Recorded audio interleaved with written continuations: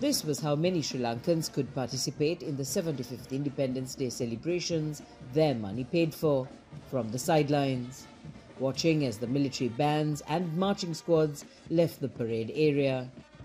Approach roads and the venue were locked down hours ahead to ensure the celebrations were not disrupted by protesters. People here are angry at their government for spending hundreds of thousands of dollars to put on this event at a time when the nation is struggling to pay for essential supplies. President Ranil Wickremesinghe insists the celebration is important. Addressing the nation, he said, the corrupt political gangsterism which cheats people into being eternally poor and dependent must be defeated.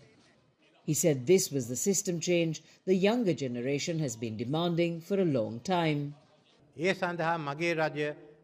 My government has entered a new reformist path in order to do this. Even though the decisions made towards this seem painful, these have to be taken in order to get out of this crisis. But many, like Vasantha Mudalige, don't believe Wickremesinghe's promises. The student leader has been released on bail after being detained for 167 days in what many see as political persecution for his role in the 2022 anti-government protests. Like the freedom struggle to liberate the country from the imperialists 75 years ago, we now have to struggle to free the country from the robbers or the thieving gangs that corrupted this society for more than 70 years. Hundreds of university students and activists joined Mudalige to protest against the government's crackdown on dissent and spending.